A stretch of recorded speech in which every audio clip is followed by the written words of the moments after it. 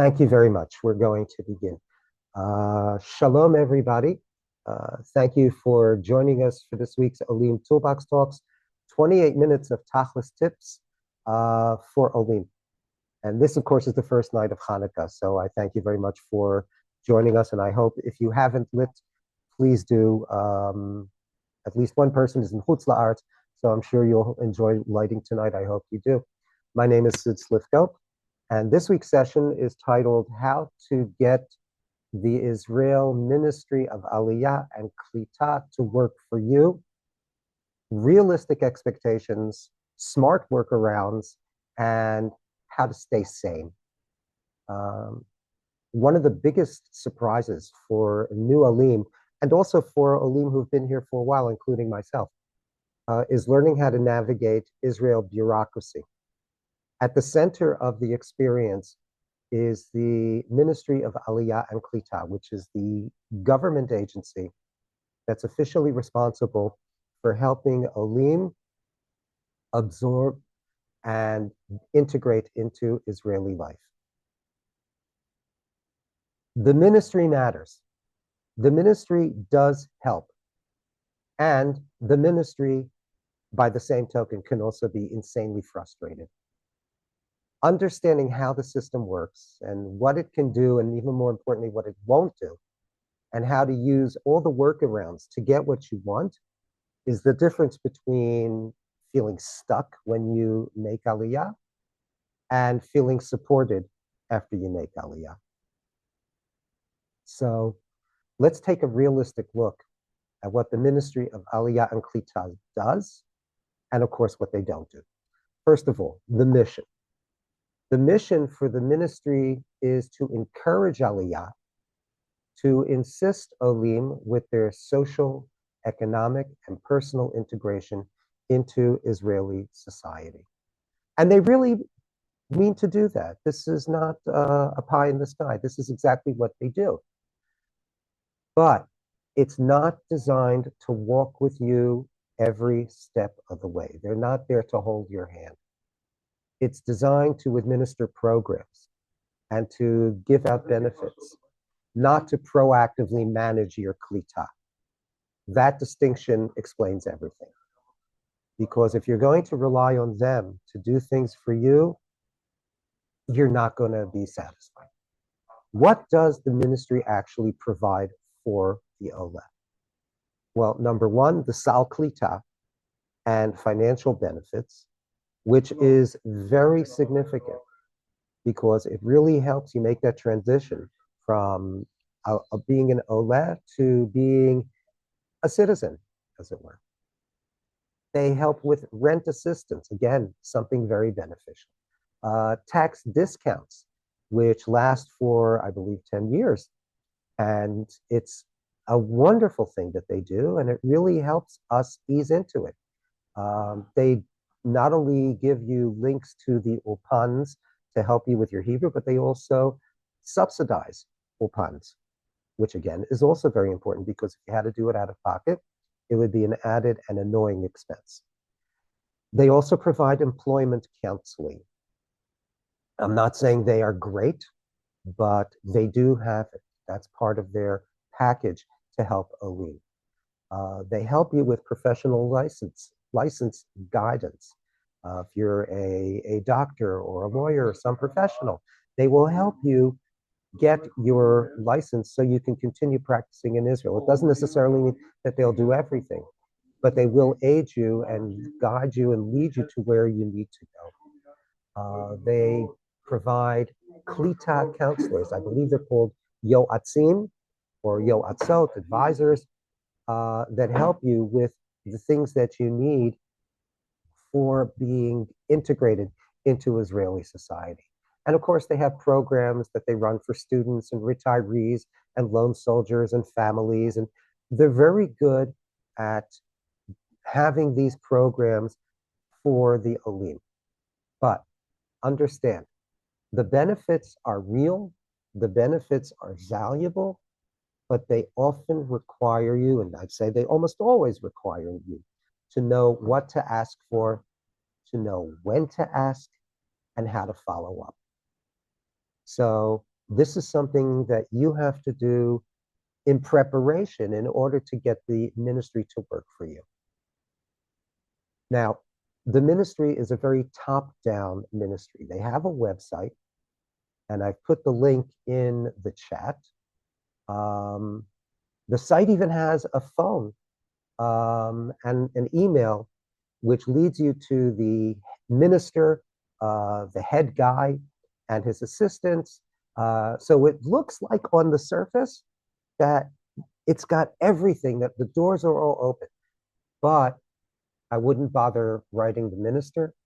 I wouldn't bother using the hotline, because chances are you are going to be disappointed.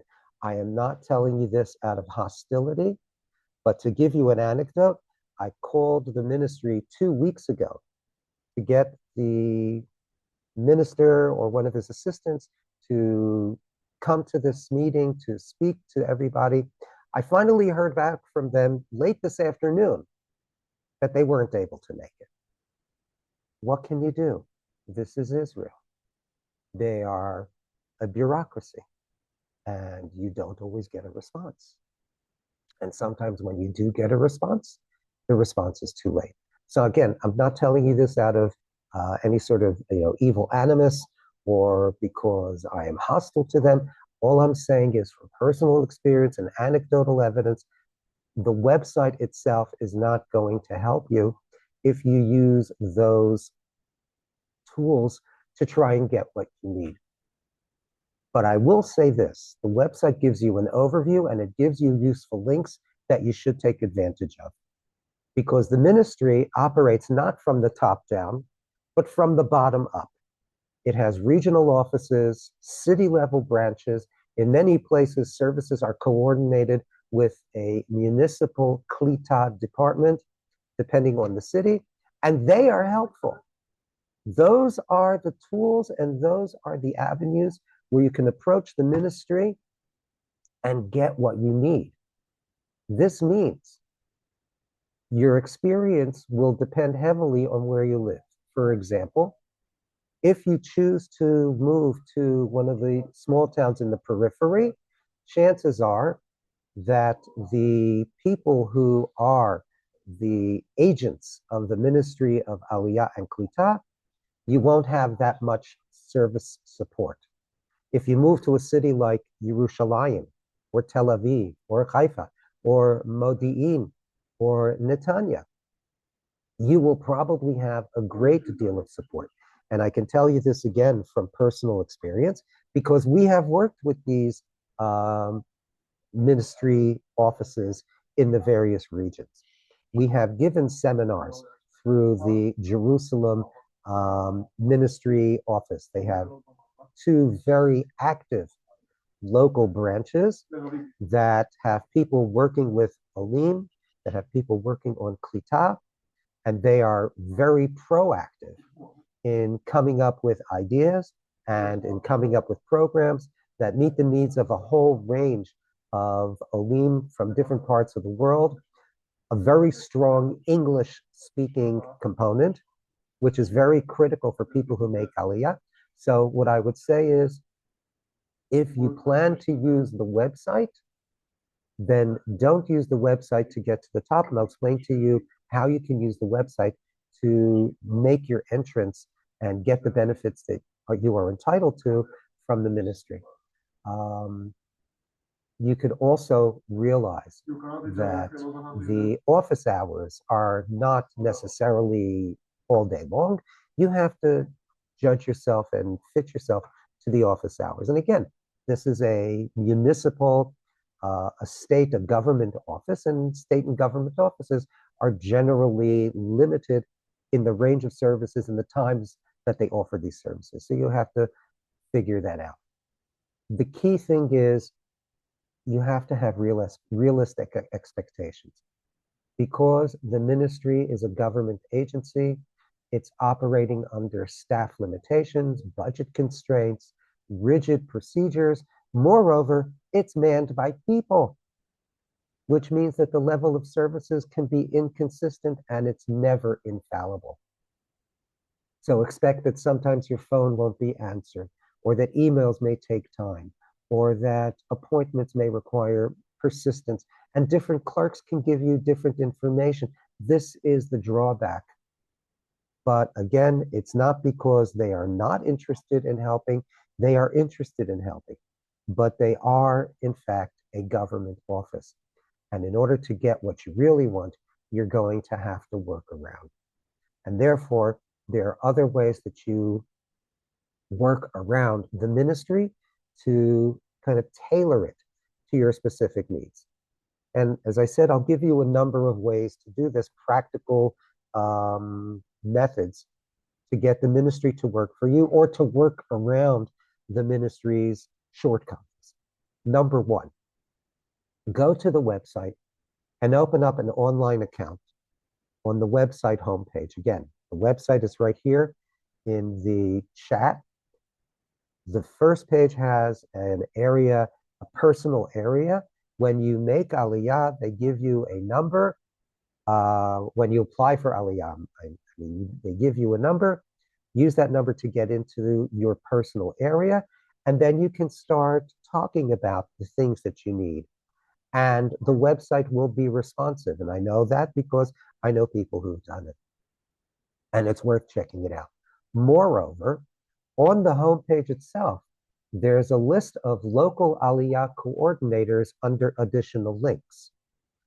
And they give you the name of the person who handles Aliyah and Klitah by city and by region.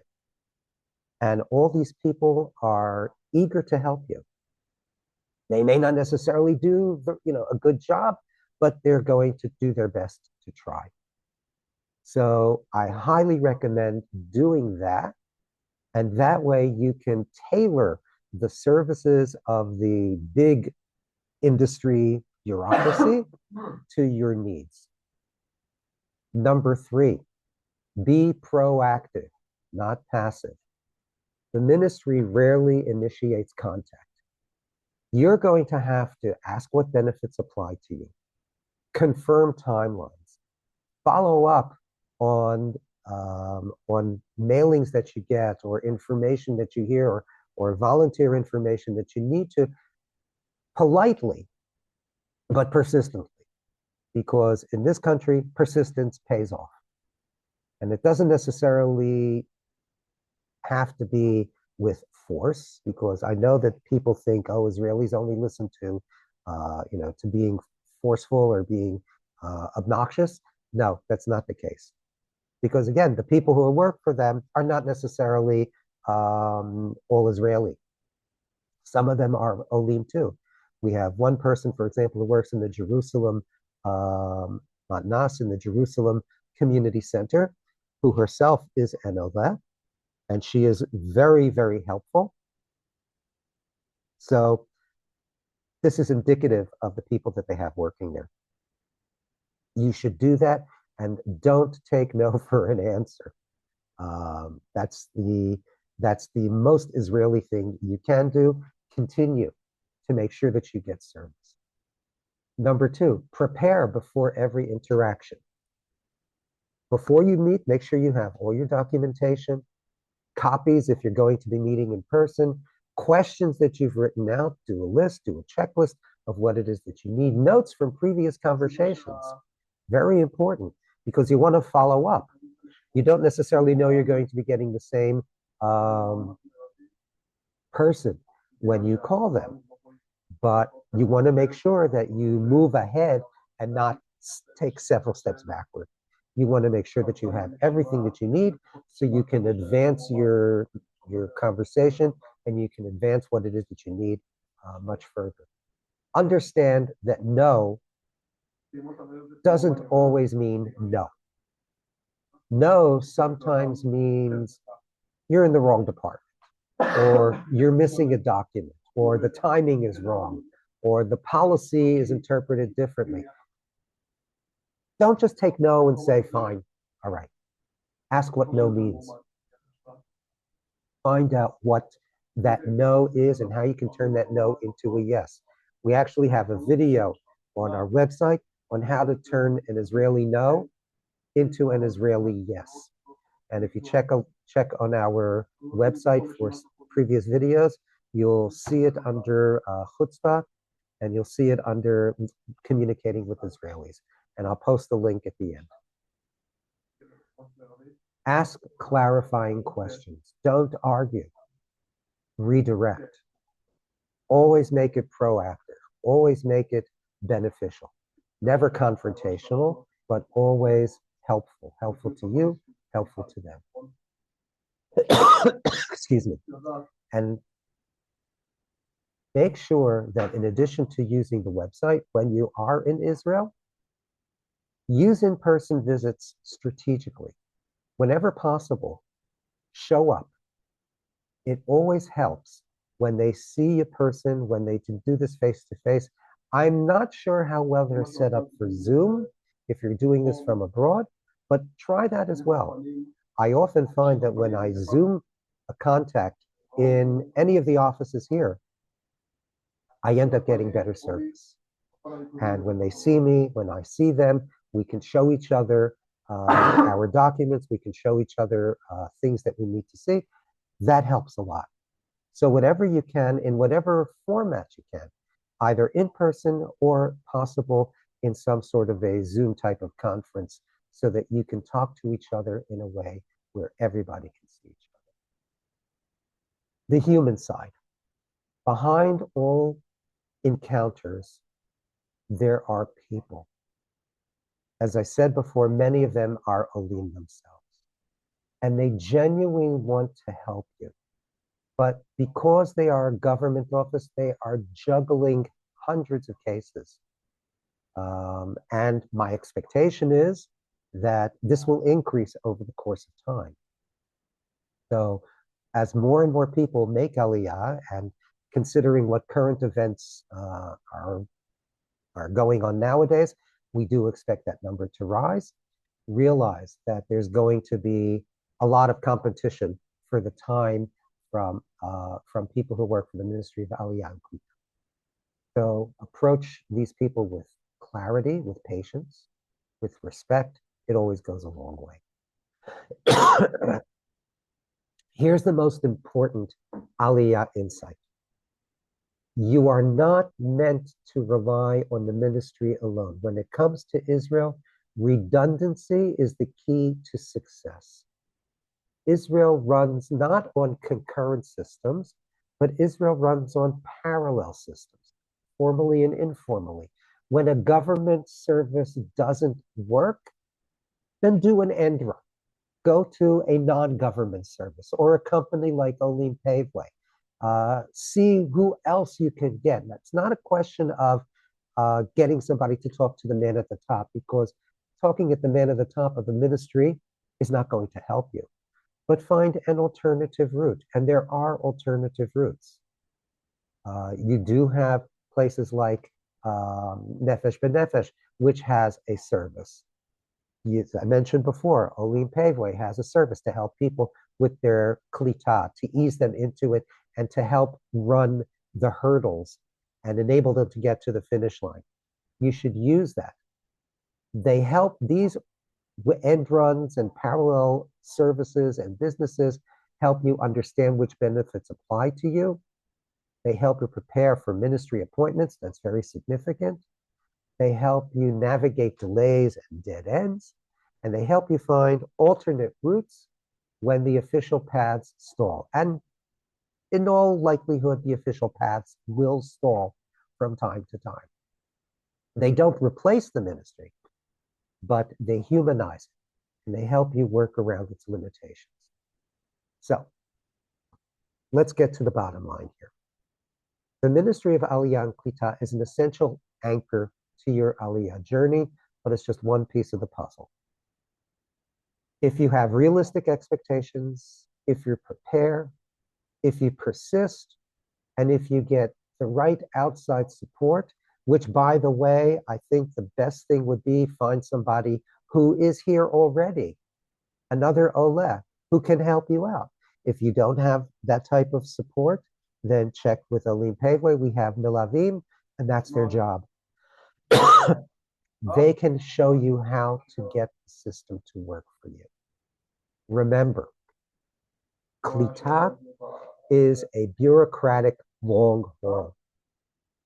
But with the smart strategies that you can develop in learning how to utilize the Ministry of Aliyah and Klitah and to utilize the services that they don't provide to make it more tailored to you, then with the right guides and the right help and with the right attitude and not getting frustrated, you should be able to get into your Klitah. You should be able to make the journey and get to the end of this long haul. And that's what we're here for. And that's what everybody is going to be trying to do. Because as I said before, this is not a question of people wanting to prevent you from doing this. Everybody wants you to succeed in this. And they will be willing to help you as much as possible. So with that, I'm going to do two things. First of all, I'm going to put up two addresses. One is two websites that you should look at. One is our Olim website and our YouTube channel where you'll find some of the earlier videos, and I recommend you check them out. I'm also putting up my email address so that you can get in touch with me if you have any questions, as well as the email address of Yaakov, Rabbi Yaakov Gurwitz, who helps with Olim and provides them with guides, what we call melavim, who can basically take you by the hand through all the stages of your Klitah and help you overcome some of these boundaries and navigate some of these hurdles so that you can get to the point where you feel that you can either do this on their own or you feel that you are strong enough and competent enough and knowledgeable enough to know where to ask the right questions. And one more thing before we go, because we are 6 minutes away from the end. These last couple of days, we know that it's been very difficult, not only for our brothers and sisters in Australia, but we've also seen some horrible events that have happened all over, both the United States and Canada, as well as other parts of the world. And what I'd like you to do and what I want to end with tonight is just to ask you to keep your brothers and sisters in all parts of the world in your hearts, in your tefillot.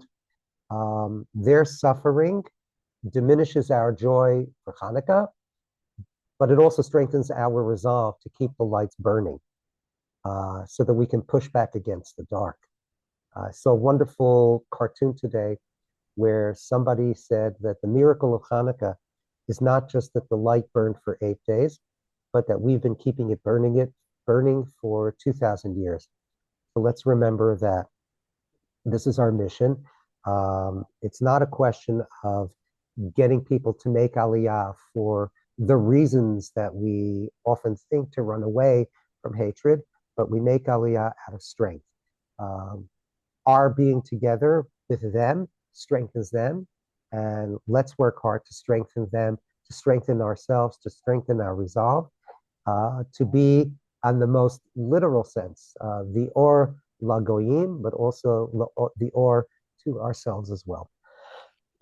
With that, I wish you a Chag Urim Sameach, and I hope that this time next year we will be able to celebrate Hanukkah in the way that we should celebrate, with unbridled joy and with recognition that we have achieved our goal.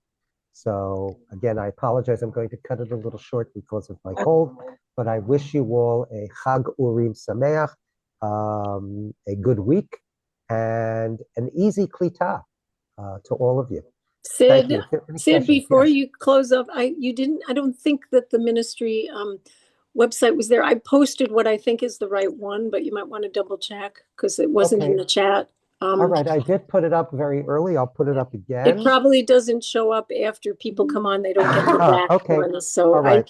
okay. Here it Anyway, Hanukkah Sameach. Okay, thank you. Here it is. Okay. Here it is. Yeah, it was the same. Good. Okay. Same. Okay, excellent. Thank you very much. Yep. Sure. Thank you very much. Hanukkah Sameach. Thank Bye-bye. you, and I will see you. Bye-bye. Bye.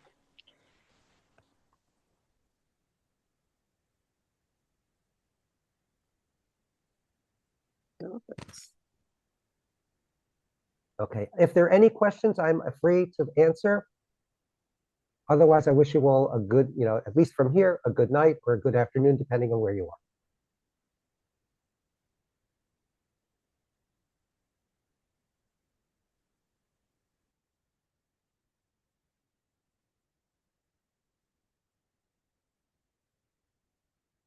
Hillary, have a good night.